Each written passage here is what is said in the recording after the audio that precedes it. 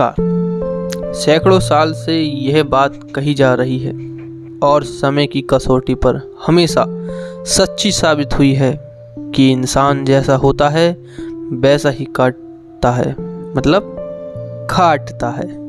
इसलिए हमें अपने मन, विचार, कार्य और आत्मा में ऐसे बीज नहीं बोने चाहिए कि कल जब हम उसकी फसल काटें तो आंसू बहाने के पड़े। सूर्य सिन्हा। चंद पंक्तियों की लाइन में इन्होंने बहुत कुछ कहा है। नमस्कार, मैं आपका दोस्त AMR के भी आपके बीच में सूर्य सिन्हा जी के पुस्तक आप और आपका व्यवहार के कुछ चैप्टर लाया हूँ। ऐसे करें भलाई। कुछ लोग दूसरों की भलाई करते हैं लेकिन भलाई करने का सही ढंग नहीं जानते। मसलन वे किसी की आर्थिक मदद करेंगे तो बड़ा ही एहसान जताकर करेंगे। वे अपने द्वारा की गई भलाई का गुणगान करते हुए अक्सर कुछ ऐसे शब्द भी बोल देते हैं जिससे सामने वाला स्वयं को अपमानित महसूस करता है। खुद को भला बस सामने वाले को उतना भला न माने या मानते हुए वे अहंकार से भरकर उसे ऐसी दृष्टि से देखते हैं मानो वह बड़ा ही तुच्छ और नास समझ हो। ये सभी तरीके बड़े ही अव्यवहारिक है। ये तरीके सही नहीं है। कहीं ना कहीं अगर आप कोई दान कर रहे हैं, किसी की मदद कर रहे हैं, तो ये करें कि पता ना चले किसी को, चुप साइलेंट अपना कार्य कर दें। आजकल हम देखते हैं YouTube, Facebook, तमाम वेबसाइटों पर लोग अपना प्रचार करते हैं कि आज गौ सेवा करने का सौभाग्य प्राप्त हुआ फला जिला फला गौशाला में, कि आज सम्मानित व्यक्तियों के साथ रहकर रेलवे स्टेशन पर गरीब व्यक्तियों को भोजन कराने का सौभाग्य प्राप्त हुआ। तो ये कोई आइडेंटिफाइड नहीं है कि आपको ये फोटो डालकर अपने जगह जगह मीडिया पर कि ये प्रदर्शित करना कि हमने किया। आपके कार्य जब तक आपका परिचय न करा दें, आपकी पहचान न बना दें, आपके ऐसे प्रचार का कोई फायदा नहीं है। आप तमाम फ्लैक्सी लगवा दें जगह जगह, आपकी हार्दिक शुभकामनाएं, फलाएं, इतना ये वो, और ग्राउंड लेवल पर वही जीरो। उसे दे भी रहे हैं तो उसे छू नहीं रहे, दूर से ले भाई, दूर से ले। कोई दान करता है तो आप अधिकांश देखेंगे कि इतने दूर से, मतलब वो अगला 1 मीटर की दूरी पे होगा, वो भी 1 मीटर 2 मीटर की दूरी के गैप पे देंगे और 10 फोटो खिंचाएंगे 100 अलग। मतलब दान भी कर रहे हैं तो उसमें भी अपना प्रॉफिट। कैसा दान है ये? तो इसी बात को सूर्य सिन्हा कहते हैं, खुद को भला व सामने वाले को उतना भला न मानते हुए वह या बे अहंकार से भरकर उसे ऐसी दृष्टि से देखते हैं मानो वह बड़ा ही तुच्छ और नासमझ हो। ये सभी तरीके बड़े ही अव्यवहारिक हैं। सूत्र यह है कि किसी का भला करते समय अपने मन में सिर्फ सहयोग की भावना ही रखें, स्वार्थ की भावना नहीं। आप सामने वाले को स्वीकार कह सकते हैं, हम एक दूसरे के मित्र और अच्छे संबंध रखने वाले हैं। एक दूसरे के दुख सुख में काम आना हमारा फर्ज है। इस प्रकार का बोझ या एहसान ना समझें। इस प्रकार के वचन बोलकर आप उसे सहज कर सकते हैं और सदा के लिए कृतज्ञ बना सकते हैं। अब कुछ अधिकांश मैं तो यही देखता हूँ कि भाई काम तो करने गए हैं उसकी भलाई का, और बेचारा वो मतलब शर्म के मारे मुंह भी नहीं दिखाना चाहता, फोटो खींचते हैं धड़ाधड़ फेसबुक पे। और उसका भी एक तरह से प्रचार हो गया, अरे इसे मिला था भाई, और कहीं रास्ते में 4 जनों में आए, अबे तुझ पे तो होगा, वो दे गया तुझे तो ये सही नहीं है। इस चीज़ों से बचना चाहिए और अगले आदमी को भी थोड़ा उसका भी मान सम्मान बना रहे तो उसे कहीं ना कहीं उसका चेहरा सामने न लाए। आप इस भावना से भरकर जब किसी की भी मदद करते हैं तो उसके मन में आपके प्रति प्यार और सम्मान बढ़ जाता है। ऐसा व्यक्ति अवसर मिलने पर आपके लिए बड़े से बड़े त्याग कर सकता है, यहाँ तक कि वह जीवन के हर विकट दौर में आपके साथ कदम से कदम मिलाकर चल सकता है।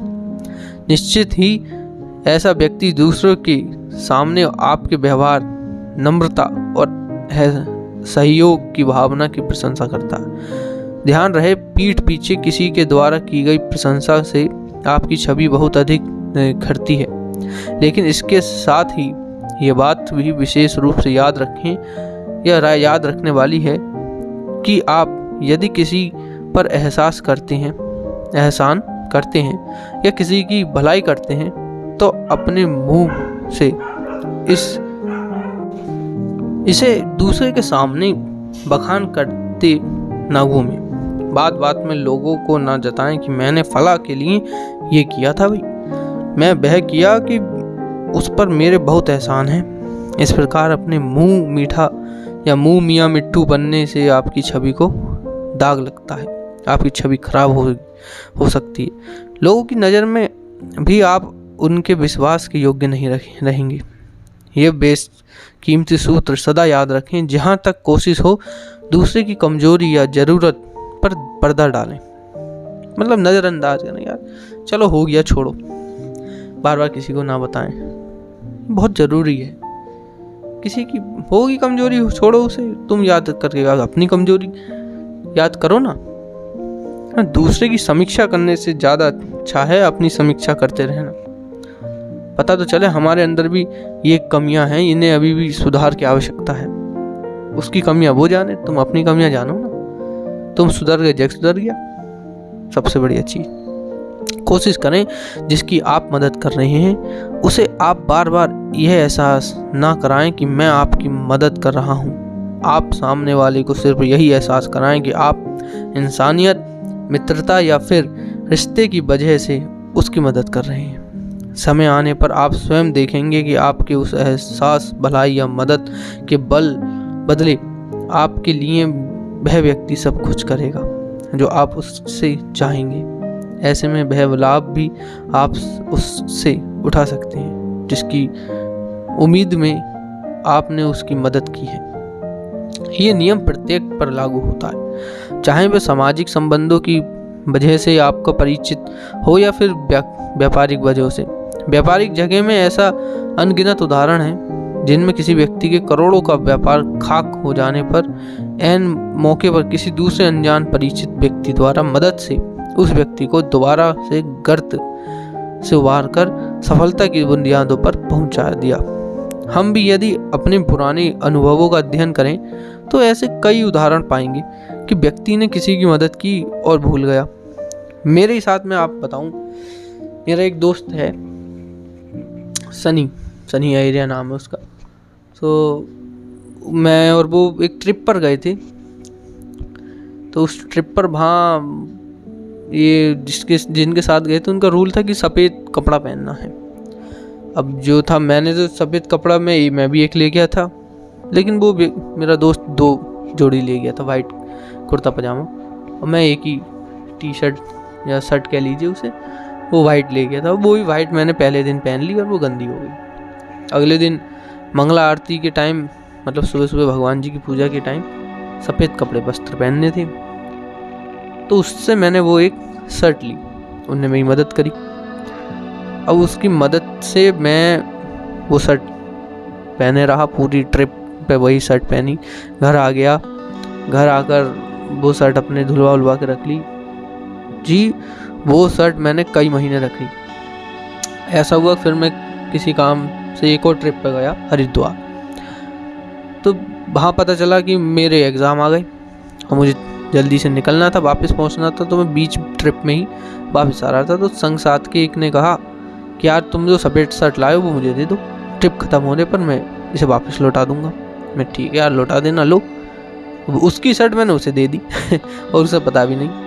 वो शर्ट उसे दी और वो शर्ट अभी तक मुझे नहीं मिली तो उसने तो मेरे लिए भलाई करी। कहीं ना कहीं छोटी छोटी भलाई हमारे लिए बहुत ज़रूरी होती है। कहीं कहीं ऐन मौके पर ज़रूरत पड़ जाती है तो वो भलाई कर देते हैं। तो ऐसी कुछ भलाई आपके साथ भी हुई होंगी तो कमेंट बॉक्स में ज़रूर बताइए। हम भी यदि अपने पुराने अनुभव को अध्ययन करें तो ऐसा कई उदाहरण पाएंगे कि किसी व्यक्ति ने किसी की मदद की और भूल गया, और वो मेरा मित्र भूल चुका है मेरी शर्ट को। अब भी मैंने एक दिन उसे याद दिलाया था कि तुमने मुझे शर्ट दी थी, कौन सी शर्ट, और मैं ध्यान करो तुमने दी थी। तो वो बताओ, वो बंदा भूल भी गया। बाद में किसी संकट की घड़ी में उसने देखा कि वही व्यक्ति किसी देवदूत की भांति उसके सहयोग के लिए आ खड़ा हुआ। दोस्तों, ये बातें हालांकि बहुत छोटी छोटी हैं, लेकिन जीवन में इस प्रकार की व्यवहारिक बातों का महत्व बहुत बड़ा है। इस प्रकार की व्यवहारिक बातें व्यक्ति की असफलता में निर्णायक और अहम भूमिका निभाती हैं। व्यापारिक क्षेत्र के जानकारों का कहना है कि जब आप सफलता की सीढ़ियां चढ़ रहे हों तो नीचे उतर रहे लोगों से संबंध जोड़ना ना भूलें। समय का चक्र जब पलटेगा तो हो सकता है कि वे सीढ़ियां चढ़ रहे हों और आप सीढ़ियों से नीचे उतर रहे हों। बहुत इम्पोर्टेंट बात है ये, गौर करने योग्य भी है और अपने जीवन में उतारने योग्य भी। कुछ ना कुछ हमें इन्हीं किताबों से बहुत चीज़ें प्राप्त हो जाती हैं जो शायद हमें कहीं और कहीं ना मिले, या कहीं किसी दुकान पर किसी स्कूल में ना मिले, पढ़कर ही पता चलेंगी। बातचीत में कुशलता ये बहुत ज़रूरी है मित्रों। लोगों से बातचीत करना अपने आप में बहुत बड़ी कला है। ज़्यादातर लोग ऐसा करना नहीं जानते, और ये आपने देखा भी होगा अपने अनुभवों में। भले ही वे खुद को बहुत बुद्धिमान मानती हों, पर उन्हें यह कला नहीं आती। यह ज़रूरी है या ज़रूरी भी नहीं है। क्या आपने ये नोट किया है कि अधिकांश लोग दूसरों की बातें सुनने में कोई खास दिलचस्पी नहीं लेते? क्या आपको इसके कारण पता है? लेकिन इससे पहले एक पल रुककर जरा खुद से यह सोचिए कि कोई आपकी बात सुने क्यों। दरअसल लोग किसी भी बात को रुचि की वजह से सुनते हैं, लेकिन लोग दूसरों से बात करते समय उनके मनपसंद विषयों को चुनते ही नहीं।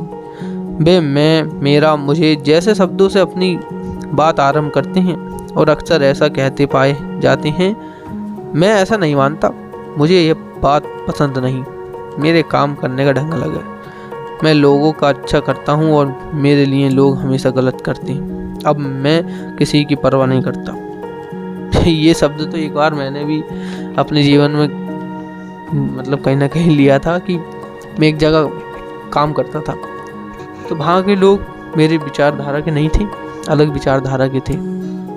तो मैंने यही वाक्य इंग्लिश में कन्वर्ट करके रख रखा था और कहता रहता था उसे कि मुझे इनकी कोई परवाह नहीं, कभी कुछ भी करेंगे, कुछ भी करते रहेंगे, मुझे इनकी कोई परवाह नहीं। ये रवैया और इसे जुड़ी बातें ही सबसे बड़ा कारण है जिस कारण सामने वाला यानी श्रोता वक्ता की बातों में अरुचि प्रदर्शित करता है। वास्तविकता यह है कि कोई भी व्यक्ति आपकी नहीं बल्कि अपने लिए बात सुनना चाहता है। कि आप बात जो करें वो उसी के लिए करें, दूसरे के लिए नहीं, कभी आप अपने पेले पड़े रहें। मगर लोग इस रहस्य मर्म को समझने के लिए तैयार ही नहीं। अगर उनसे गलती हो भी जाए तो भी वे अपनी गलती को सीधे सीधे नहीं स्वीकार करते, उसके बदले वे स्वयं की बात को ही ऊपर रखकर दूसरे को दोष देने की गलती कर बैठते हैं। ऐसी स्थिति में वे कुछ ऐसा करते हैं, मैंने अब अपने बता रहा हूँ मैं, ये ऐसा कहते हैं कि देखो मैंने अब अपने आप को बदल लिया है, या फिर ये कहेंगे मैं अब किसी पर विश्वास नहीं करता भाई, या ये कहेंगे मुझे सबने धोखा दिया भाई, सब मुझे पता है। या फिर सबका मालिक एक यही कहेंगे कि अब मैं आपको दिखाऊंगा मैं क्या कर सकता हूँ, अब दिखाऊंगा मैं क्या चीज़ हूँ, मैं तोप चला दूंगा। चाहे उन्हें तोप देखी ना हो। अब आप स्वयं सोच कर देखें कि अगर सामने वाला स्वयं को लेकर या स्वयं की प्रशंसा पर ही केंद्रित हो तो क्या आप उससे बातचीत करना पसंद करेंगे? शायद कभी नहीं।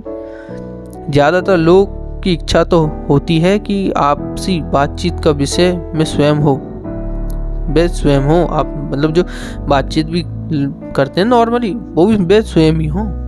जो भी संवाद हो लोग उसमें अपनी छवि देखना चाहते हैं, ये बहुत बड़ा कारण है। अरे नॉर्मल बात नॉर्मल तरीके से करो, हर चीज़ में अपने लाभ नहीं ढूंढना चाहिए। मनोविश्लेषकों की रिसर्च के प्रमाण मौजूद हैं कि लोग अपने विषय में बात करना व सुनना सबसे ज़्यादा पसंद करते हैं। जब आप उनसे उन्हीं के विषय में बात करेंगे तो वे आपके साथ बातचीत में निश्चित रूप से दिलचस्पी दिखाएंगे। वे आपको प्रशंसात्मक दृष्टि से देखेंगे और आपके बारे में अच्छा सोचेंगे। इसमें कोई बुराई नहीं है। असल में यही मानव स्वभाव है। जब हम दूसरे से उन्हीं के बारे में बातचीत या बात करते हैं तो स्वाभाविक रूप से उन्हें अच्छा लगता है। उस माहौल में बातचीत आगे बढ़ाने की दृष्टि से यह सही रहता है और यह सब मानव प्रवृत्ति के अनुकूल है। किंतु जब आप उनसे अपने बारे में बात करते हैं तो स्वाभाविक है कि उनमें या उनसे या उसमें उनकी अधिक रुचि नहीं होगी। वे अनमने ढंग से मतलब हाँ करते रहेंगे।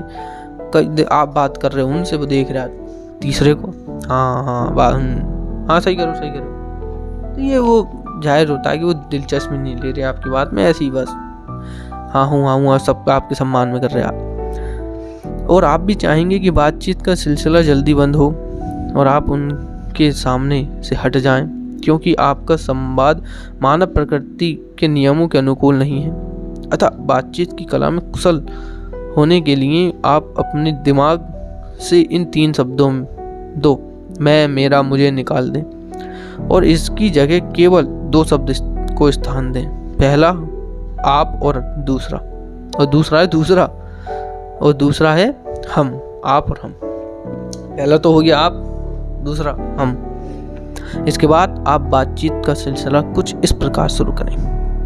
हम ऐसा करें तो हम सभी के लिए अच्छा रहेगा। हम मिलकर इस काम को करेंगे तो हमें सफलता अवश्य मिलेगी। यहाँ विशेष रूप से यह ध्यान रहे कि मैं की हमेशा हार होती है और हम की हमेशा जीत। कारण में मैं स्वार्थ छिपा होता है और हम में प्रेम सद्भाव। मगर कुछ लोग ऐसे भी होते हैं जो सिर्फ और सिर्फ स्वयं के बारे में ही सुनना पसंद करते हैं। ऐसे लोगों के सामने आप सिर्फ उन्हीं के विषय में बात करेंगे तो उन्हें अच्छा लगेगा। ऐसे लोगों से भी आप अपने मन चाहे कारण निकलवा सकते हैं। बस ऐसे लोगों के सामने कुछ इस तरह बात करें जब उनकी तारीफ करते रहो। जैसे जब आप किसी से पूछते हैं आप कैसे हैं, तब वे स्वाभाविक रूप से मुस्कुरा कर कहता है मैं अच्छा हूँ।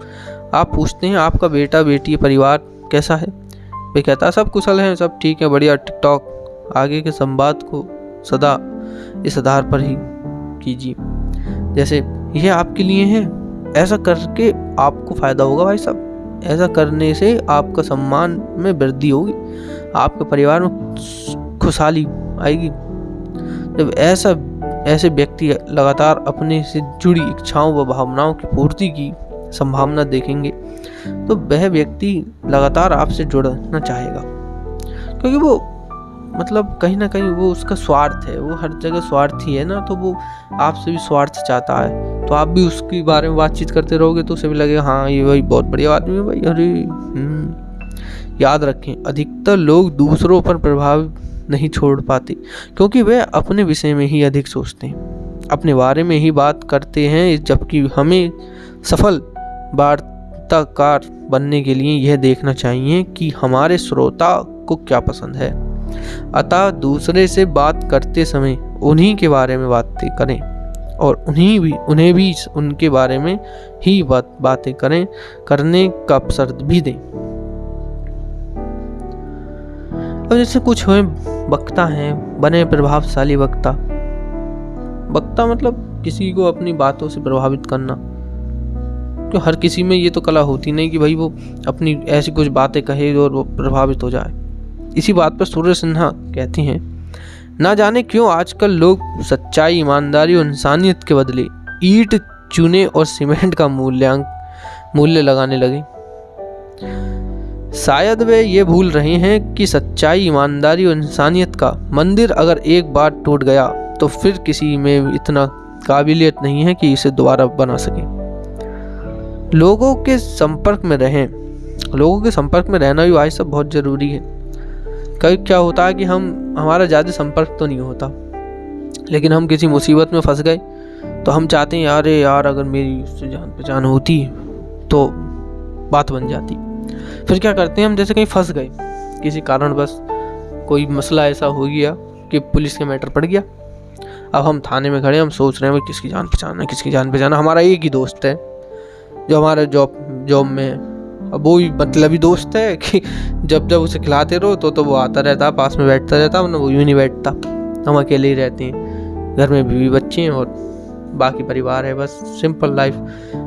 मैंने खुद ऐसा रियलाइज़ करा है कि अधिकतर जब ऐसे टाइम में, जो हमारा परिवार भी पहले ऐसे ही था कि भाई अपने अपने हम किराए पे रहते थे। पिताजी हमारे एक प्राइवेट जॉब करते थे, वो 12 घंटे की जॉब थी, सुबह से 8 रात के 8 बजे तक पूरा दिन निकल जाता था। माता जी हम घर में रहती थी, भाई थे, भाई पढ़ाई करते थे बस। तो जैसे अचानक कोई मसला कोई पड़ गया, अब हम किससे कहें भाई, हमारी तो जान पहचान इतनी है भी नहीं। अब भैया अंदर ही अंदर देख रहे हैं, फ़ोन कर रहे हैं, तो हमारे जो रिश्तेदार हैं भाई वो तो यहाँ से 50-60 किलोमीटर दूर। रिश्तेदार भी हम जैसे ही, वो भी अपने अपने में ही मगन। अब वो कैसे हो भाई ये काम है, कैसे हो। तो आदमी यहाँ कहीं ना कहीं संबंधों का बहुत महत्व होता है। इसलिए कहते हैं व्यक्ति समाज में जाइए, घूमिए, शाम को समय निकालकर आधा पौन घंटा टहलिए, खाने के बाद जो भी मिले उसे राम राम श्याम सा नमस्कार आदाब सत श्री अकाल कहेंगे आप, तो वो भी भले से आपको नाम से न जाने, शकल से जरूर जानेगा। और एक बार शकल से जान गया तो एक दिन नाम से भी जानेगा, और एक दिन नाम से जानेगा तो एक दिन हो सकता है पारिवारिक रूप से भी जाने। ऐसे ही संबंध बढ़ेंगे।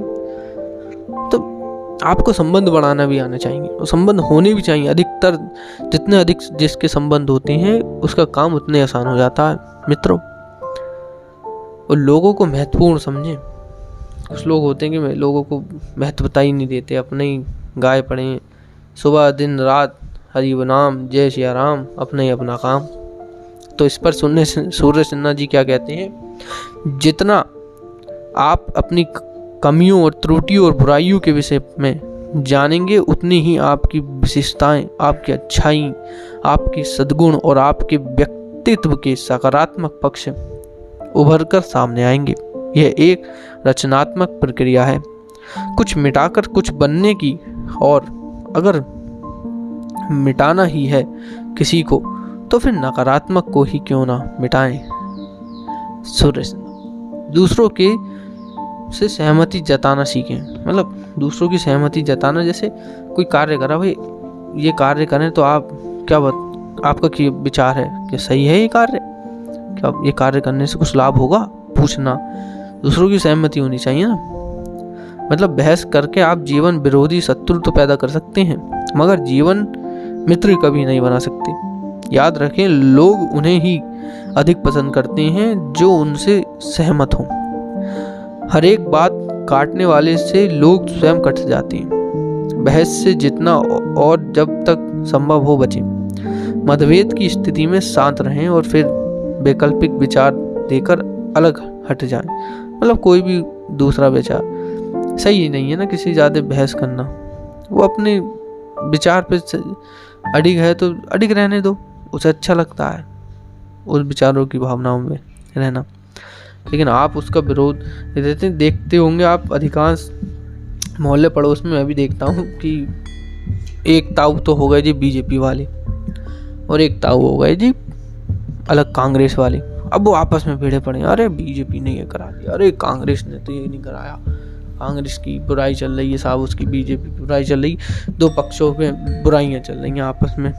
तो फिर वो क्या होता है, आपस में भिड़ जाते हैं, आपस में इतनी त्रुटि हो जाती है उनमें। पड़ोसी हैं वो, लेकिन आपस में इतना क्रोध पैदा हो, किस बात पर, साहब राजनीति पे। वो राजनीति करता नहीं है, मतलब वो दोनों रिटायर्ड हैं, अपने घर रहते हैं। लेकिन क्या टीवी न्यूज़ देख देख के, आपसी पार्टियों के मतभेद को देख देख के आपस में लड़ाई लड़ ली, और जब ज़रूरत पड़ी तो फिर सारा वो तो हमेशा फला पार्टी वाला, उसका तो मेरे को काम नहीं करना। तो भाई साहब, जब कोई आपका नहीं है तो आप क्यों उसके पीछे लड़ रहे हो? अपना सुखी जीवन जियो। करें दूसरों की प्रशंसा, और दूसरों की प्रशंसा हमेशा करते रहें। इससे क्या होता है, अगला भी सोचता है हाँ भाई सही। कभी कभार आप देखेंगे प्रशंसा कर कर के आदमी बहुत ऊंचा पहुंच जाता है। सरकारी ऑफिसों में, अधिकतर किन्हीं डिपार्टमेंटों में, हर जगह, अरे सर आप तो, अरे सर आपके आने से तो ये काम हो पाया, आप तो बहुत बढ़िया हैं सर। अरे चमचा आदमी है, मैं पीछे बता रहा हूँ, चमचा आदमी कहते हैं उसे। लेकिन वही चमचा सांप का बराबर का पीओ बन जाता है, और अगले दिन सांप जाने से पहले उसे पीओ से अफसर बना के चले जाते हैं। बाकी सब तो रहेगा ढिल्ला। अब वो अफसर है, उसके नीचे सब। क्या आलोचना करनी जरूरी है? देखिए, मेरे हिसाब से तो आलोचना करनी गलत है। आलोचना पूरी तरह एकांत में करें। काम की आलोचना करें, व्यक्ति की नहीं। ये सबसे बढ़िया चीज़ है। आलोचना में कड़वे, कसेले और चुभने वाले शब्दों का प्रयोग बिल्कुल भी ना करें। इससे क्या होती है, व्यक्ति की भावनाओं को ठेस पहुंचती है। आलोचना तब करें जब आपको सही रास्ता भी मालूम हो। किसी काम की आलोचना के बाद उसके सुधार का भी रास्ता आप उसे बताएं तो आलोचना करें। कि अगर किसी की बुराई कर रहे हैं आप, तो उसे बताएं कि भाई देख, तेरे अंदर ये कमी है, इसे सुधार ले। और ये सुधारेगा कैसे? ऐसे, मुझ पे इसका तरीका है। तो सही है उसकी कमी बताना, आलोचना करना। अन्यथा एक चीज़ गलत है। आलोचना कर करके चलेगा तो डीमोटिवेट हो गया, वो नकारात्मक ऊर्जा उसके अंदर फर गई। यार मैं तो ये काम ही नहीं कर सकता यार, सही कह रहे थे भैया यार। तो ये गलत है। किसी के एक गलत काम के बार बार आलोचना ना करें। उनने एक बार गलत काम कर दिया, साहब पूरी दुनिया में पूरे साल ढिढोरा पीट रहे, अरे उससे काम ही ना होता। ससुरा एक काम दिया हमने, वो काम ना हो। अब एक काम दिया, हो सकता मतलब प्रकृति को मंजूर ना हो, ईश्वर की को मंजूर ना हो, ना हुआ, अगला दो, हो सके कर ले। आलोचना की समाप्ति सौहार्दपूर्णता वातावरण में करें, तनावपूर्ण वातावरण में नहीं। कि वो बेचारा मेंटली डिसऑर्डर है या पारिवारिक उसमें कोई उसकी आलोचना वो है संकट कुछ, और तुम उसके ऊपर से आलोचना करो, वो चढ़ जाएगा तुम पे।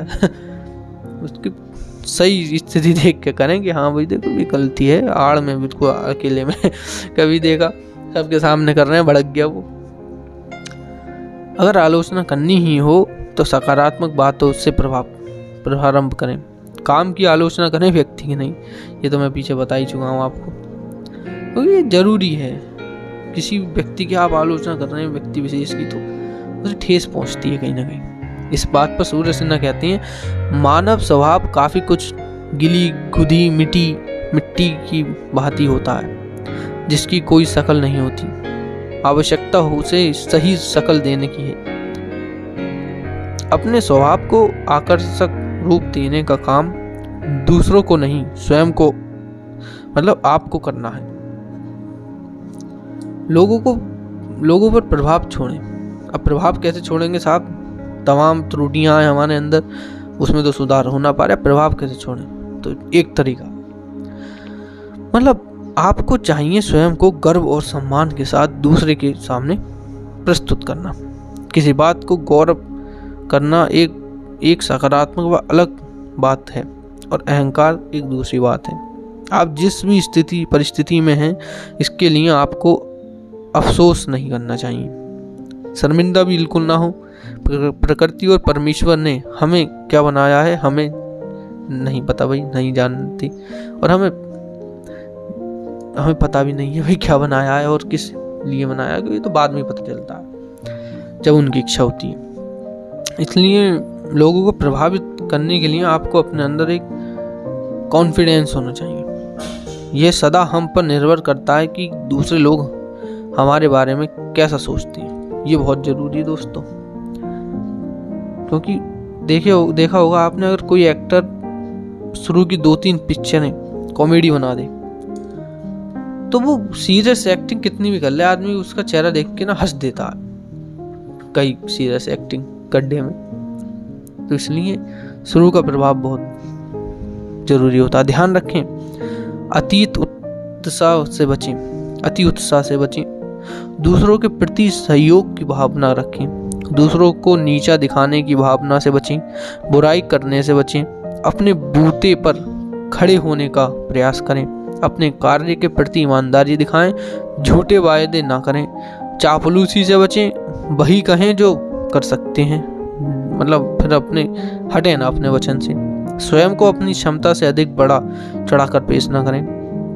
हमेशा उत्साह और जोश से भरे दिखाई ना दें, गलत हो गया। हमेशा उत्साह और जोश से भरे दिखाई दें और स्वयं भी उत्साहित रहें और दूसरों का उत्साह भी बढ़ाएं। यह एक ऐसा कार्य है जो आपको सबका चाहता और सबके लिए महत्वपूर्ण बनाता है। किसी भी परिस्थिति हो, कैसी भी परिस्थिति हो, कैसा भी संकट हो, आप स्वयं ना खोएं। दिल और दिमाग को सदा शांत रखकर फैसला लें। अति उत्साह के प्रदर्शन से बचें। अति उत्साह दिखाने से कई बार लोग आपके इरादों के प्रति शंका से भी भरे नजर से देख सकते हैं। इस प्रकार की नीति अपनाकर यदि आप चलते हैं तो यकीनन मानिए कि आप स्वयं को महत्वपूर्ण सिद्ध करने में सफल हो पाएंगे। फिर लोगों पर अपना प्रभाव छोड़ने से आपको कोई नहीं रोक पाएगा, और एक बार लोग आपसे प्रभावित हो गए तो फिर कोई भी आपको आपके लक्ष्य को छूने से नहीं रोक पा सकता। व्यवहारिक कुशलता के लिए 20 गुण होने जरूरी हैं। वैसे तो गुण तो एक भी बहुत है, लेकिन इस सूर्य सिन्हा जी कहते हैं 20 गुण। वो 20 गुण क्या? शांत रहें, मिलनसार बने, शिष्ट होना, उदार होना, धैर्यशील होना, गंभीर होना, संवेदनशील होना, प्रसन्नचित होना, मतलब प्रसन्नचित रहना, भद्रता, सभ्यता, दृढ़ता, नम्रता, मौलिकता, व्यवस्था, परोपकारिता, संबद्धता, आत्मसम्मान, सत्यता, ईमानदारी और चरित्रता। ये बहुत जरूरी है। मन में स्वार्थपूर्ण विचारों की जगह सबके भले के विचार को स्थान दें। मन में सदा यह भाव होना चाहिए कि हमें बहुत कुछ मिला है और लोगों की भलाई के लिए बहुत कुछ अभी पाना है। स्वयं पर और ईश्वर पर पक्का भरोसा रखें। इससे मन और को शांति मिलती है और सभी कार्य में सफल होंगे आप। जरूरी भी है, ऐसा नहीं कि आप ऊपरी मन से कार्य करें और चाहें फिर अरे मुझे सफलता मिल जाए, तो ये कहीं ना कहीं दूसरों को धोखा देने वाली बात है। इससे बचें और बचना भी चाहिए। कहीं ना कहीं हम इन्हीं बातों के बीच में फंस जाते हैं और दूसरे लोग इसका लाभ कहीं ना कहीं उठा भी लेते हैं। तो इससे बचें और अपने अंदर एक प्रसन्न चिन्ह, मतलब कोई ना कोई आपके अंदर अच्छाई हो वो ढूंढें।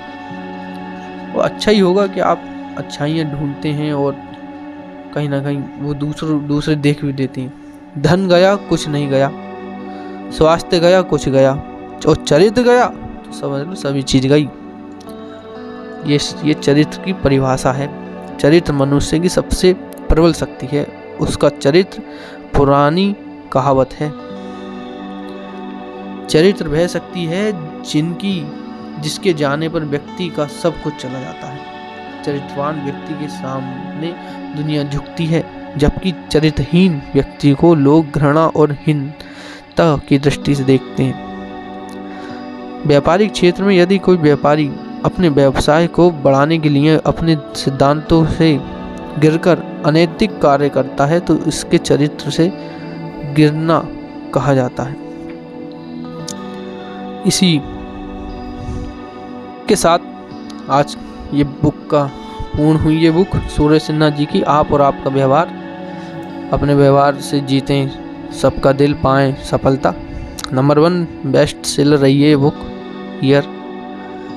तो मैं यही कहना चाहूँगा आपको कि आप कुछ ना कुछ किसी न किसी माध्यम से अपने व्यवहारिकता में, अपने चरित्र में बदलाव लाएं और मेरी वीडियो देखते रहें, सुनते रहें मेरी ऑडियो।